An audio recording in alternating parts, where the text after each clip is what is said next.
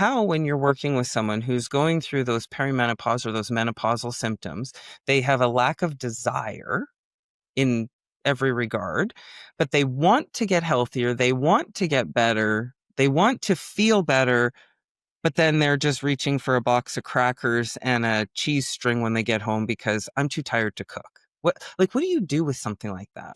That can be tough because I'm not the kind of coach that's gonna tell someone, "You have to do this," right? Right. Like, as bodybuilders, that's easy for us to take in because we go to the extremes and we're like, "Give it to me, I'll do anything to Yeah. get to where I need to go."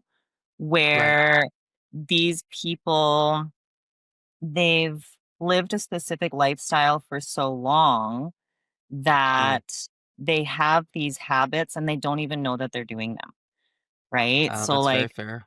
grabbing for the crackers or having a night snack, sitting in front of the TV. So, my whole job is to basically help them revert those habits into something else that Hmm. benefits their goals.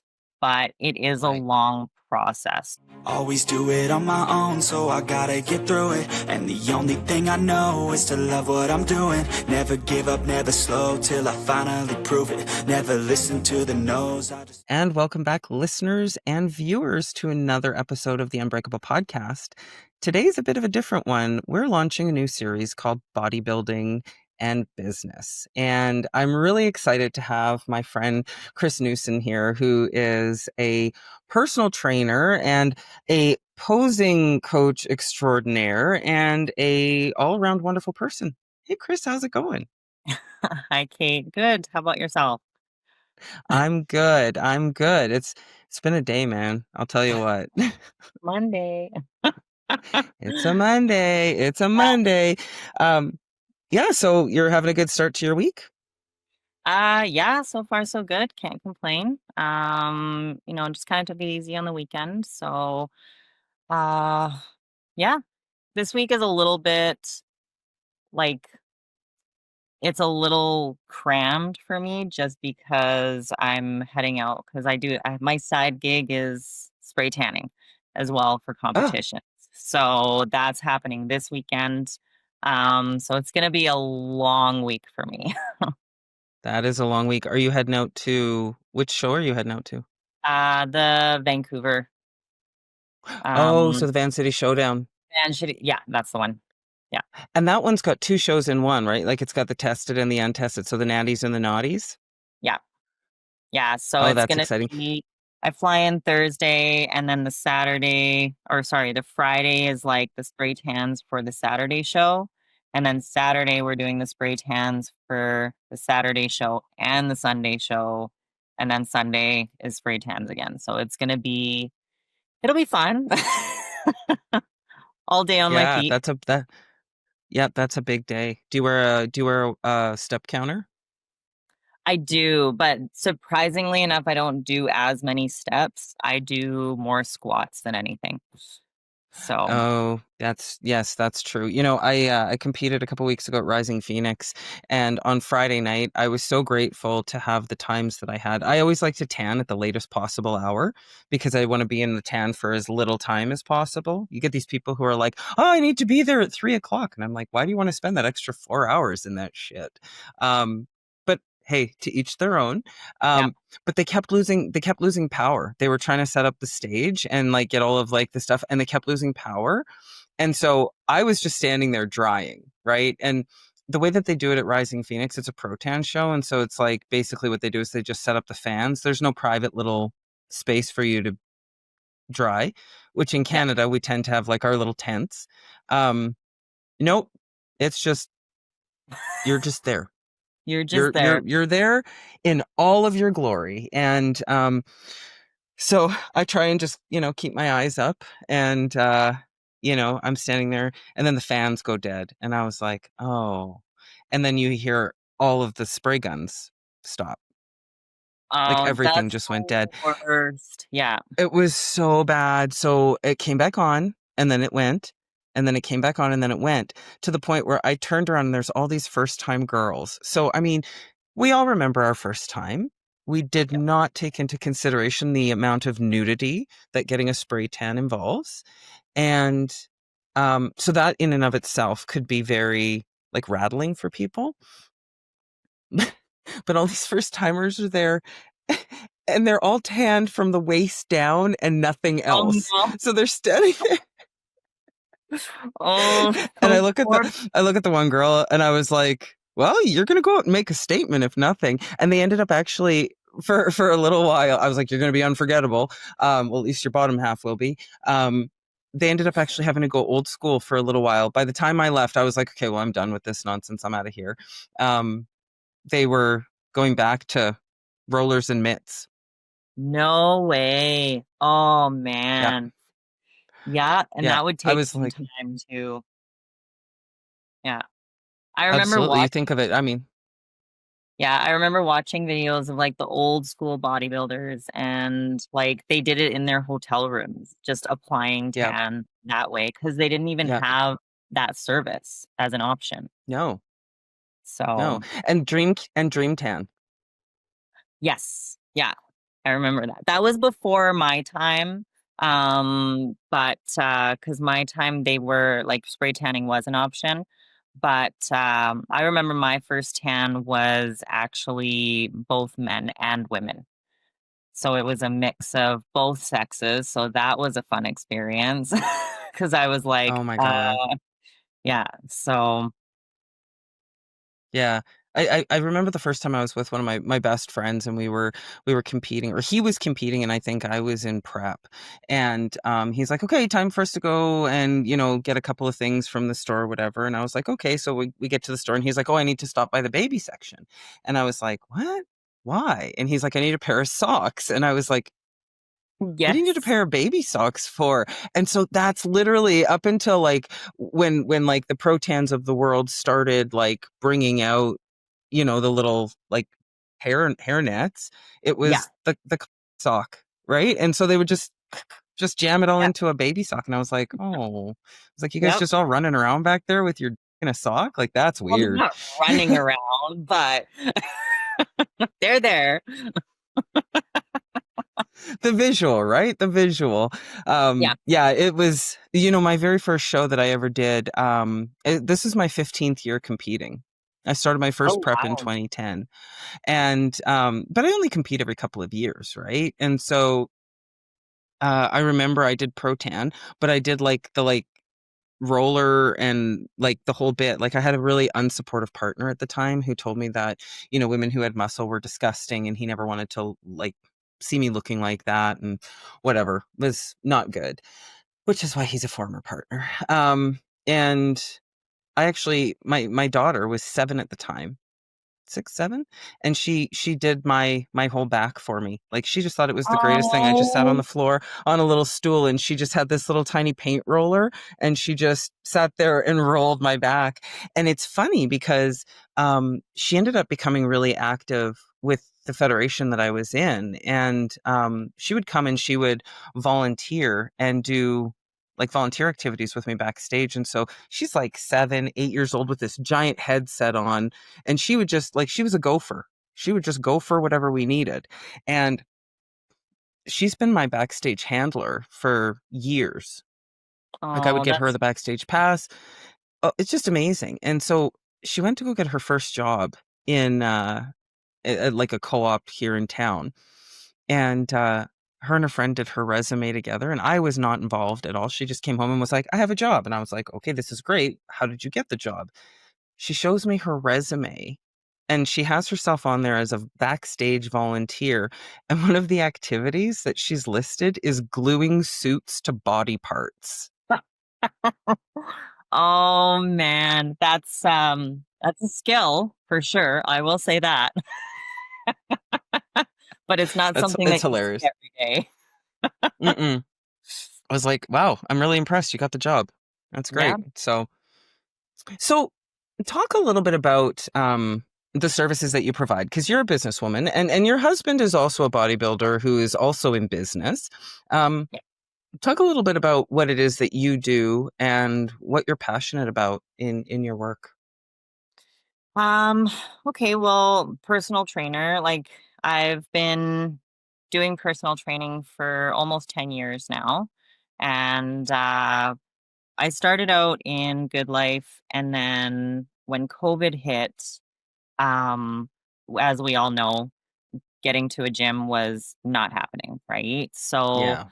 Um, so what I did was I tried to kind of veer into more of like the online coaching world because I myself like hire a coach online. I had a trainer when I started doing fitness in general, which was the best investment I ever did. Um, Mhm. but when I did personal training, I fell in love with it. Originally, I did school for graphic design and web Oh, design. So I was more on like the designer side. I loved working on computers, stuff like that. But at the time, like it was quite a tough industry to get into.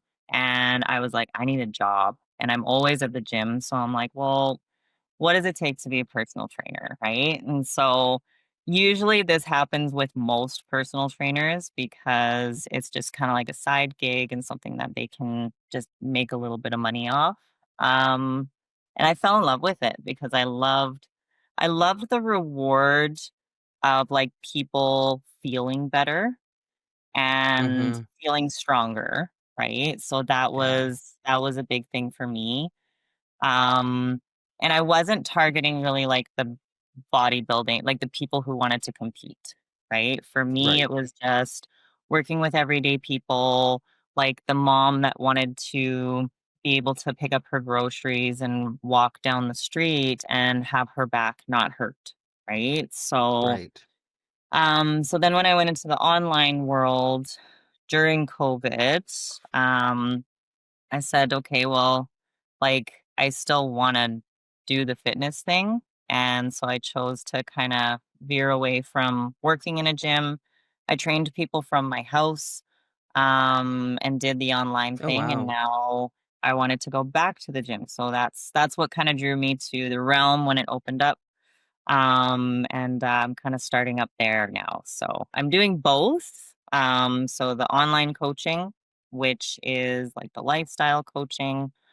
And then when I was about, I'd say 36, 37, I started noticing like my body was kind of changing. And then I dove into a little bit more on like the menopause side of things. And so I chose to do some courses through that, and it really opened up like a big light for me because I was like, oh, well, everything is starting to kind of make sense now. Right. So, like, Right. why I'm unable to like drop, why my preps are so different. I'm unable to drop the body fat as I was like when I was 20 years old. Right.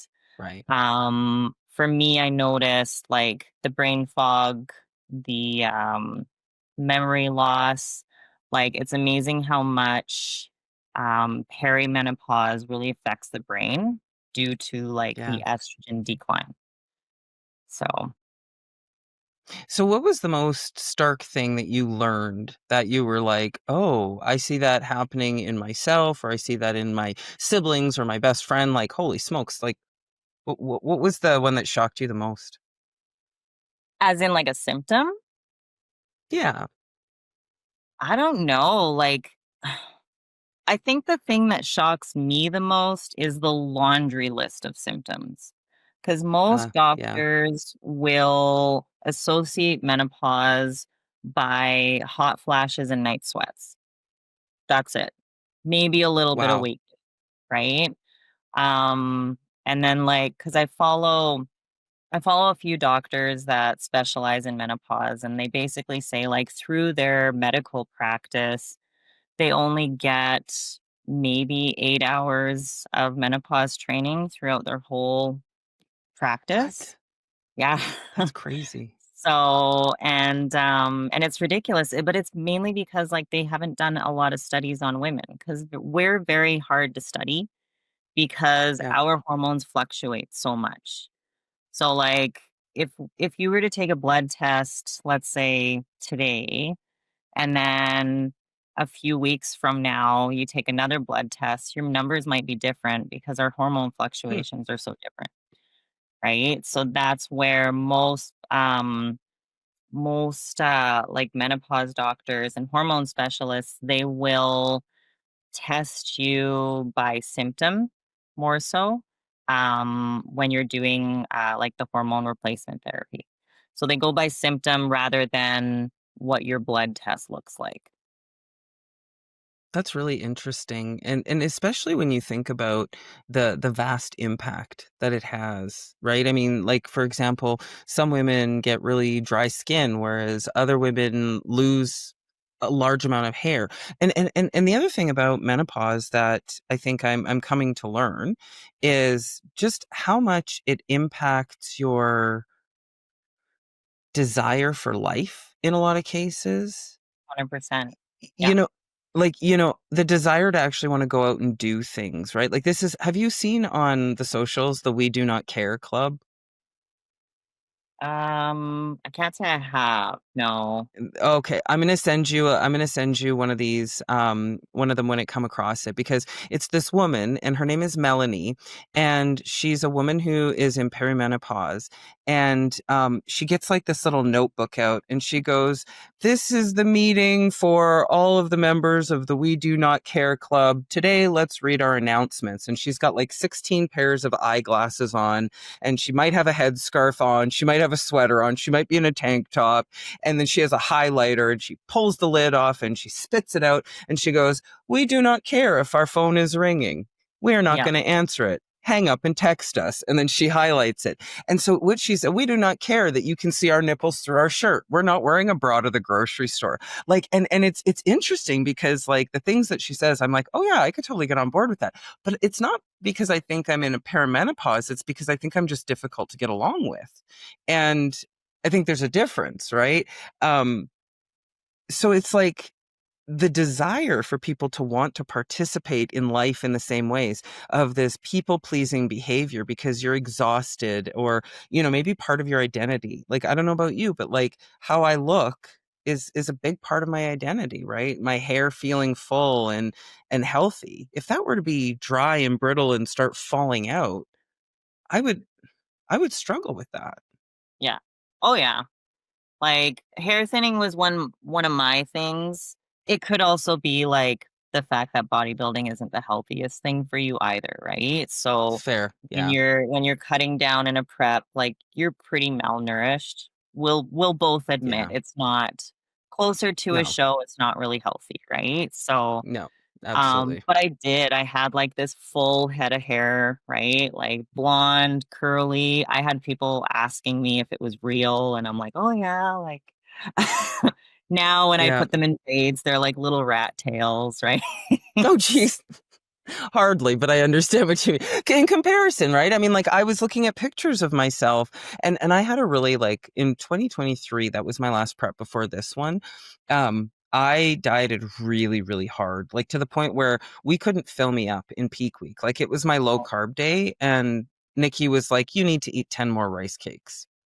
Like, I was so depleted, and I came out of that, and my hair, I had also seen a hairstylist who didn't know how to work with my hair, and my hair, contrary to popular belief, is very, very curly. Like, I get this done every single week to not Oh, have to okay. deal with the curl. And so when she did the color of my hair to get me blonde, like, I had pieces that were breaking off that were, like, this big. And so, like, when I came out of that prep and I was kind of recovering from it, as I would like to suggest, I was like, "Holy shit," like, my hair was like 16 different lengths. I felt like the paper bag princess, like, my hair was just, like, always sticking out in a weird way, and it was, like, misaligned. And my stylist would say to me, like, "Where have you been?" Because I had one time where I was walking down an acid plant in, like, on the Florida Georgia line, and the acid, like, colored my hair and tarnished it so bad that we were, like, cutting it out for probably a year and a half, right? So it's like, we look at those 2 things, and, like, I really struggled with that. Like, my hair, I would have it down and it was like a bob, but you could see through. And, like, you can't see through my Yeah. hair now, right? No, So, you and have nice hair. Yeah, thank you.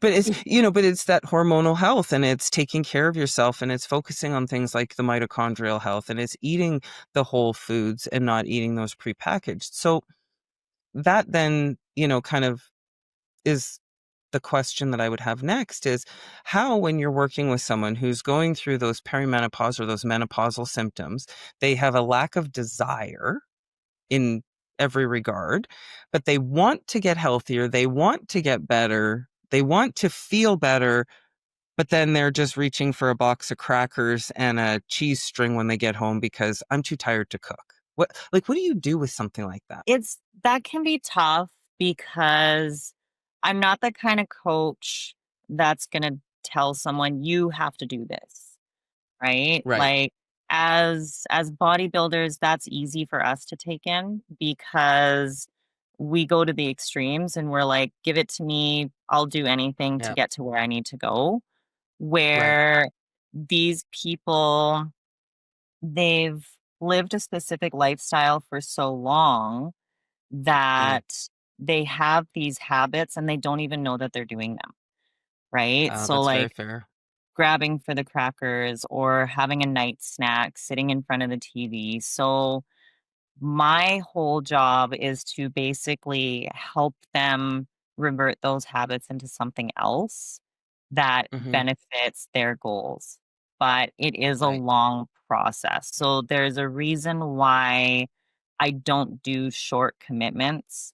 And it's because it doesn't take 2 to 3 months to build a habit, right? It's going to take some time to actually like develop the habit and stick to it. So when it comes to completely eliminating like processed foods, that's going to be tough, That's hard. especially for your mom that, has 3 kids and maybe she's Yeah. got a husband that works overtime, right? So everything falls on her. And that can also be hard when you're dealing with perimenopause as well, because now your body's changing, you have no energy levels, you're driving your 3 kids to soccer, one's going to dance, and then you come home, you have to make dinner for everybody.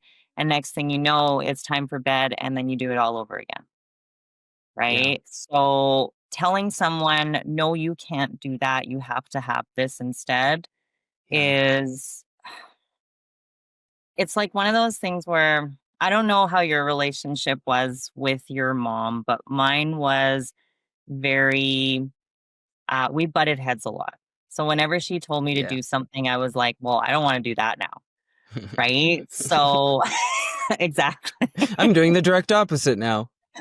Exactly. Right. So, where Yeah. if I kind of like help guide them to make them want to make those changes, in a slow manner, then they become successful. But a lot of it is actually trial and error at the end of the day.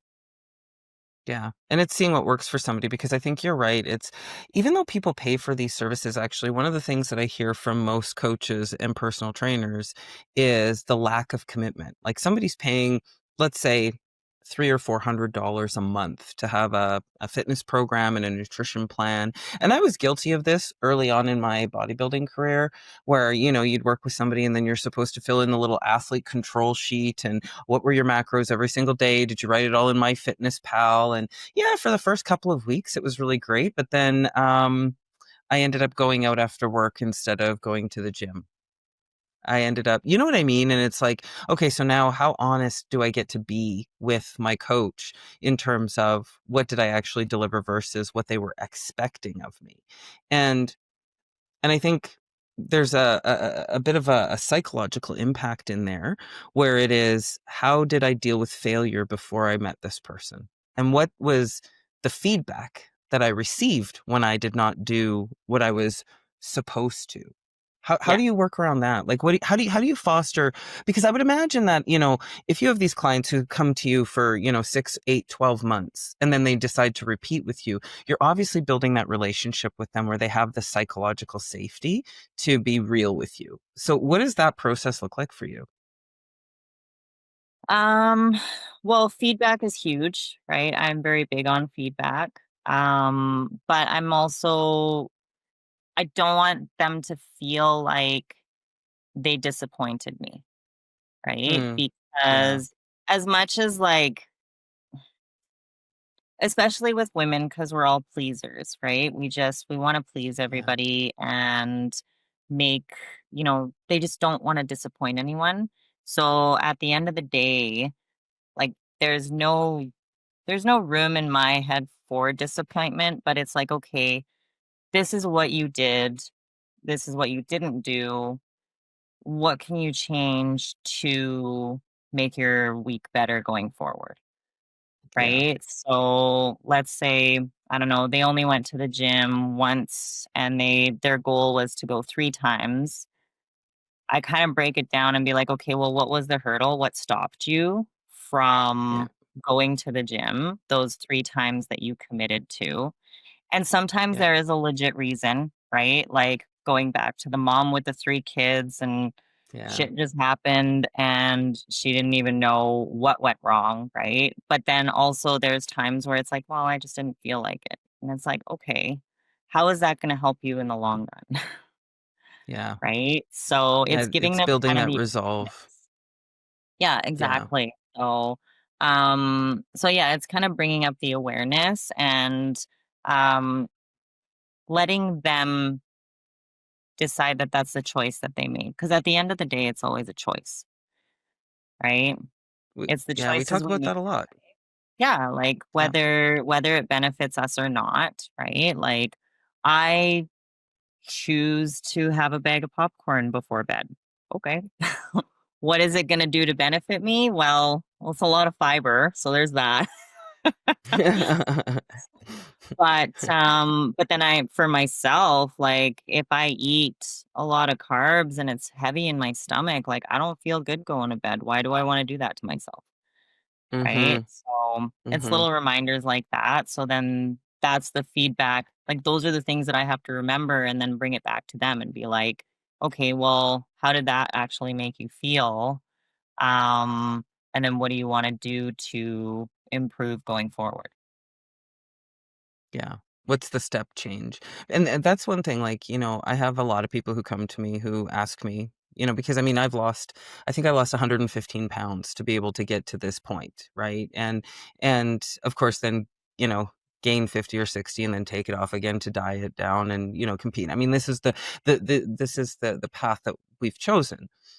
But, I remember it was actually interesting. I found a copy. I should see if I can dig it out. I should bring it to the gym and show you. I found a copy of one of my first food journals.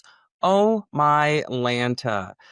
Two things. First and foremost, 1,200 calories isn't enough food for a No. woman my size, even when I am, when I was obese. Like it was just like I just slammed myself down to 1,200 calories and that was it.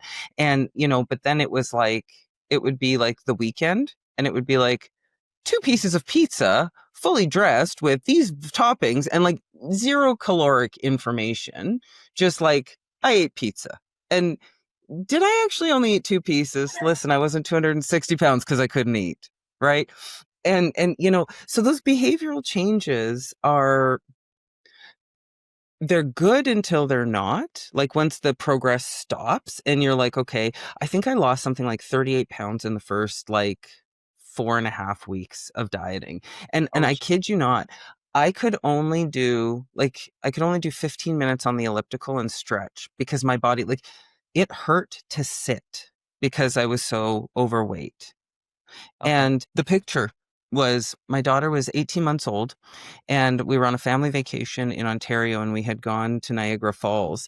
And in Niagara Falls, they, when you come off, they're like, oh, let's take your family picture. And like my ex-husband stayed up on the shoreline with the baby. And so I'm standing there and I'm wearing like a black tank top and black shorts. And I've got my little sunglasses on my head and I'm just smiling. The only way that you can actually tell that it's me is the teeth and the tattoo on my arm. Oh, Like no way. it was so crazy. And to that end, I looked at that picture and I saw it and I went, "Oh, I thought that all of my black clothing was making me look slimmer than I Mm, am." And it just looked like I was running around with a bunch of uncooked bread in my pants. Like it was just like I was horrified. And so it was at that point where I was like, I'm not going to see my kid graduate high school if I stay like this. Like, if I keep on this trajectory, I'm going to be on my 600-pound life. And it's like, that's going to be what defines me, is how early I die, Mhm. not the great things that I'm here to do. And so that was my purpose statement. And so that statement was strong enough because my why was beyond just wanting to look different. My why was this little human. And so when you think about the why for your clients, a lot of the time, I'm sure it varies, but what do you see most commonly in regard to why people want to come and work with you as a trainer and a support person?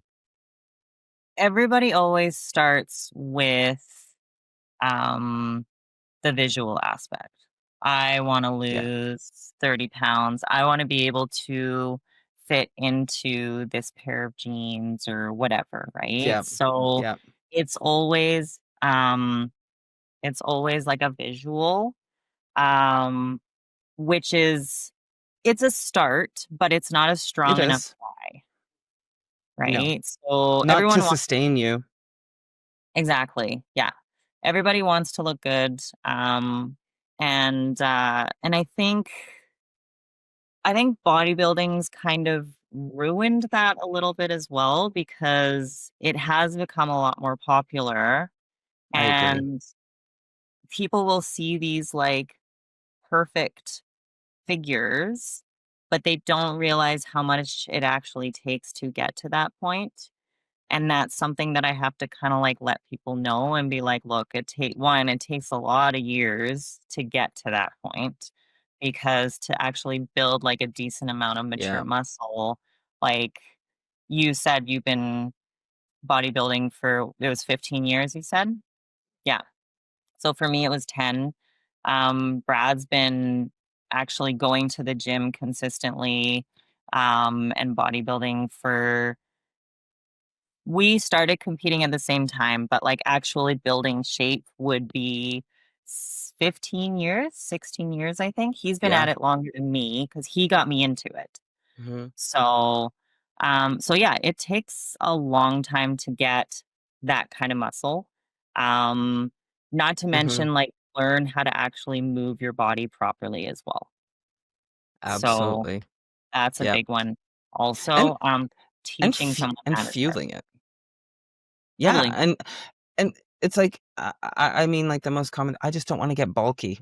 Sweetheart, if you understood how hard it was for me to put this amount of muscle on my body, and I still the feedback I got from both of the shows that I did this year, "Get bigger." And, of course, I get on stage with these other women, and you put someone next to me who's 2 inches shorter, and she's gonna smoke me because her muscle comes out this way and mine goes this way. I've got these long levers. This looks great when I'm independent and I'm standing by myself, or I'm Yeah. standing next to somebody who's my height. But it's like these misconceptions, right? I mean, like, it was like, what was that thing Suzanne Summers used to have, right? Like that little thigh master. Like, you do that and you're going to have a tight little waist. Are you kidding me? You're just going to have huge abductors. You're going to be walking around starting fires with your thighs. Like, Yeah. what do you, Well, I just you're going to set saw those thigh biscuits on. right? I just saw a reel on Instagram, and apparently like there's this girl that was saying that you can build a perfect booty without even leaving your bed. Like just doing, leg raises, hip thrusts, and I'm like, "Oh man, if that were true, then gyms and trainers and everything would get out of business because Yeah. that is not possible. You need some weight if you want a decent amount of mass, especially on your glutes." Oh yeah. Oh yeah. And I mean, it's so interesting too. Like, I think we look back and it's like eating. Eating is like, can be the bane of your existence. And I hate to say that because I've had times in my life where I've gone hungry. So I recognize the privilege that we have in this space. I really do.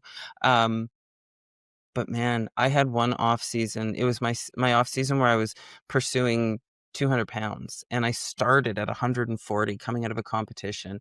And I mean, I competed around 146 to 148 right now. Well, 146, 150, and still could get leaner. Always could get leaner. Um, but it's like that. that competition, I was like a little bag of antlers in a bikini. And like it was the most Canadian phrase ever. Um and it was crazy because I felt so big and so excited and just and I came second to a lady who had like you could see her spine and she had saggy glutes, so I didn't really understand that. But I went from there and I started working with Dr. Scott Stevenson of Fortitude Training out of Florida. And he would just incrementally increase my food. And I was off stage for 2 years. I didn't compete until 2020. And so this was my 18 to 2020 off season. And he had me at the end of my 2 years working with him before I went on stage, I was at 5,000 calories a day. That's crazy. And I was at 750 grams of carb. And like, I kid you not, I was grinding rice in my food processor and making my own cream of rice and then putting low sugar syrup in it. I was doing intra workouts that were to the tune of about 1,700 calories. But Kris, I could not keep weight up.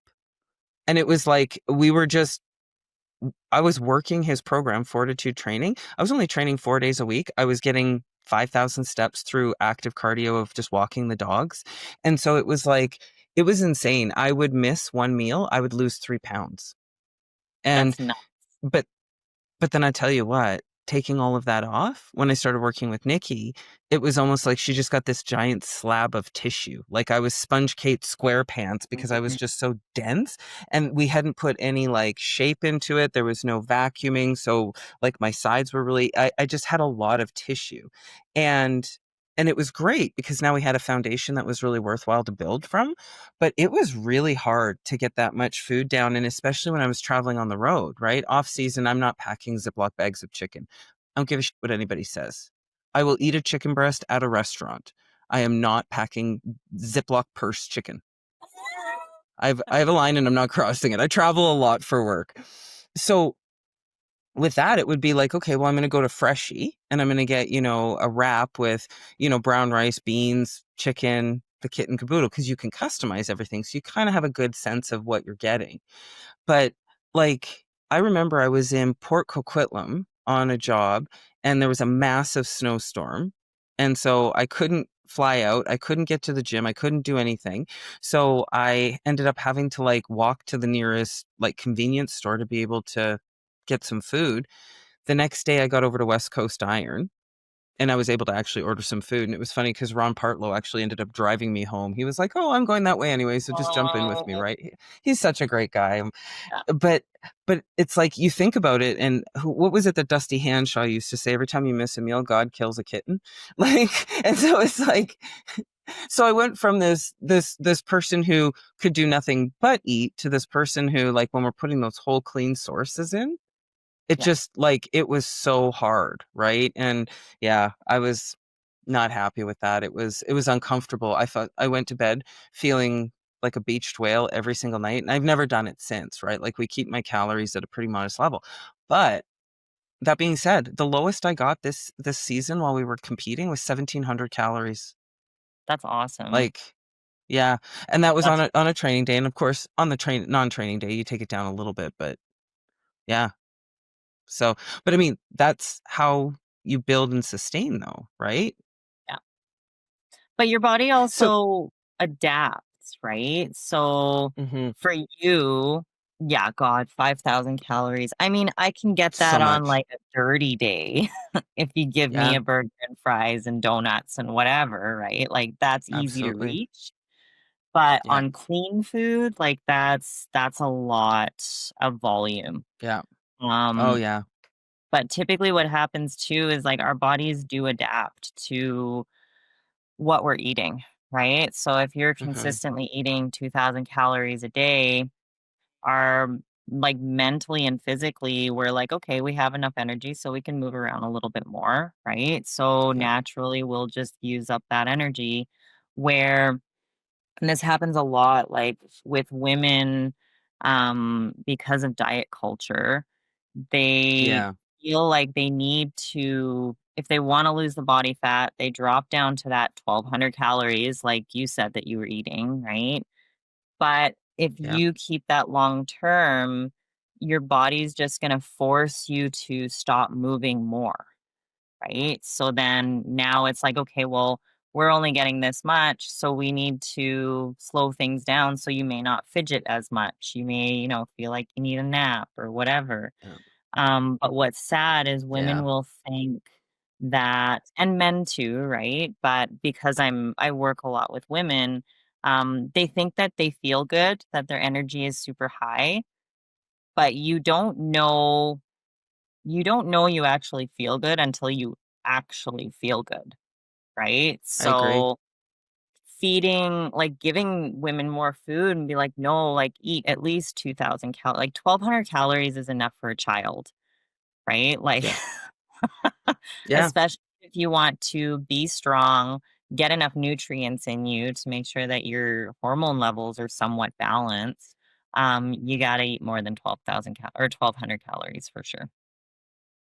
I saw something today. I flipped open Instagram for about 3 seconds while I was doing cardio this morning, and I saw a woman who I think she's in England. I actually sent her profile to Josie. I was like, I want this woman on the podcast, um, and she was saying how like a female bodybuilder approached her in the gym, and she was like, I was having a really like a not great day. I was feeling dysmorphic about my appearance, and this female bodybuilder just came up to her and said, I'm super stoked like to see you in here doing what you're doing. Like you're working really hard and you have fabulous legs.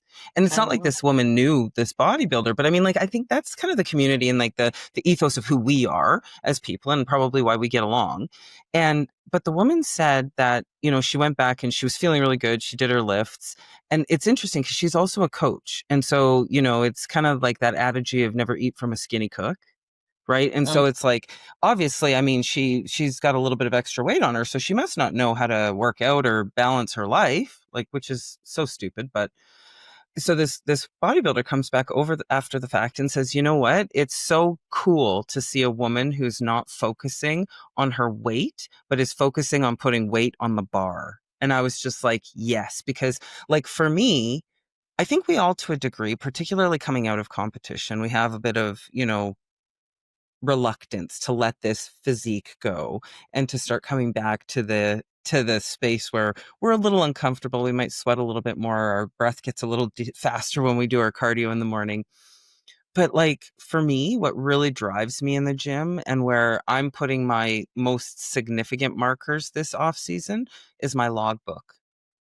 Nice. Am Yeah, I that's seeing am I seeing that progressive overload, right? Because that's where muscle is born. The muscle is not born on the scale. It's born in the gym and in the bed when you're sleeping and in the kitchen when you're eating, right? yeah.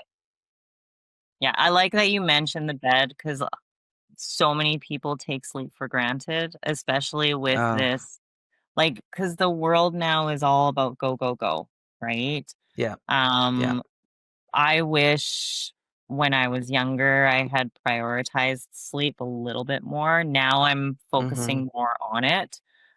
Just making sure that I'm getting to bed early enough so that I can get at least that 7 hours of sleep.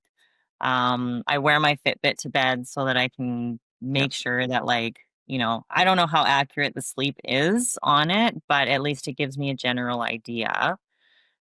yep. But yeah, like that's when our hormones reset. That's when our body recovers, right? If you're not getting sleep, your your cortisol levels are increased, then it makes it impossible to it makes it impossible to drop body fat, right? As soon as the cortisol is Yep. high. And yeah, you just don't have that recovery time, right? So that's something that people need to take more into consideration, Mhm. especially as you're entering like that perimenopause, menopause world, because then that's when we need it the most. Because it doesn't take as Oh, fast. absolutely. Yeah, like we don't recover as quickly as we would when we were like 20 years old. No, absolutely. And I think the different phases and levels of sleep are also really important to pay attention to. And I have a really good sleep hygiene approach. Like I don't turn lights on in my room. I have like a sleep light and it's just like this little, I don't know, dreamy thing. It was a gift. probably never would have bought it because I put the Kait in cheapskate, but my wife does not, and so that's fine. I work very hard. She spends money. It's fabulous. It's a good trade-off. Um, Sounds like but a good when we she's not complaining. But one of the things that I recognize though is like this little lamp. I turn that on and then I pull my covers down and I have this spray for my pillows, like a lavender and like witch hazel and like all other sort of like some patchouli, gonna keep it a little off the beaten trail. But then I don't actually turn the light on. I have a fan on, but I also have central air conditioning. And about an hour and a half before I go to bed, I turn my air conditioning down to the lowest it can go. And in the wintertime, obviously, we're not using our air conditioning. But what I do is I open a window.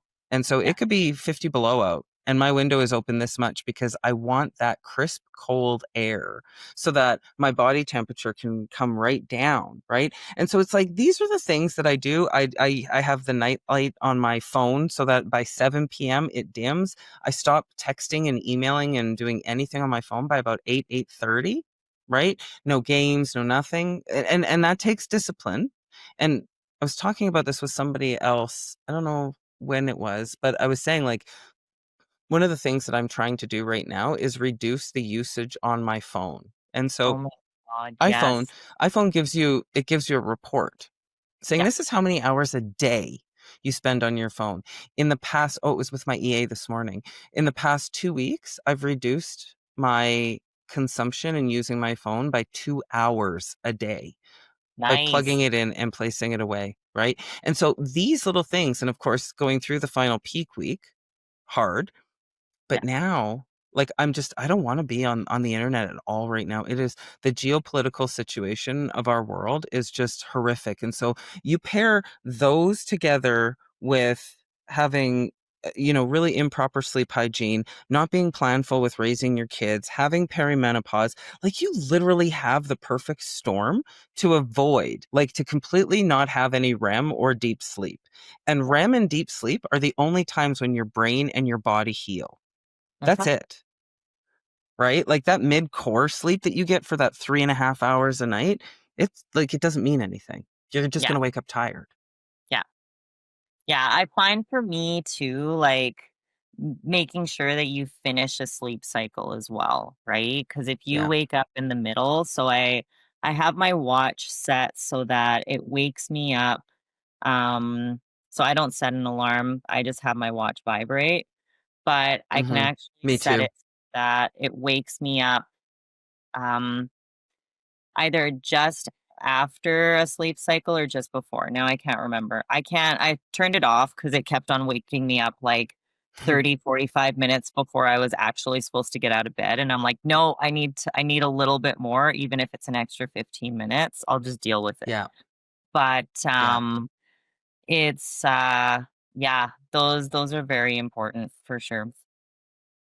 yeah. Well, listen, as we wind down here, and let's just put it out there, this isn't going to be the only time that you, our wonderful listeners and viewers, see and hear from Kris. But for today, like if you were to summarize kind of what we talked about, we really did talk quite a bit about women's health and that perimenopause. If there was a key message that you would want to leave with our listeners and our viewers, what would that be? Oh man. I would say stop focusing about the now and focus on how to benefit your body for the later. So don't look at the Oh, mirror and be like, I don't like what I see right now, but focus more on how you want to feel in general, let's say 10, 20 years down the road, because that's more important to you right now. Because that'll set you up for success down the road, if that I makes any love that. sense. No, it totally does. You know what? I have a saying I've used with my daughter for years. The best math that you can use is how you calculate today's decisions having the Yes. impact on tomorrow. Yeah. That sounds a lot better than what I said. I think what you said was really great. I was just summarizing. I'm like an AI bot over here. That's actually interesting. When I got my makeup done for my last show, that's what somebody said to me. They were like, "You look like AI," and I was like, "Oh, I thank you?" Question mark. I would take that I as don't a know. compliment because that means perfection. Yeah. Yes. Well, I also have a guy at the local gym that I go to in my town who actually told the gym manager he didn't want to train beside me because I was like AI. And I was like, okay, well, your insecurities are showing. At least he was Well, Kris, honest. thanks. Absolutely. Well, thanks so much for joining us and for sharing your knowledge so freely. We'll look forward to having you back on another episode of Bodybuilding in Business, and really look forward to hearing your journey and some of the new things that you learn and you discover as you continue working with your clients. Awesome. Thank you for having me. So welcome.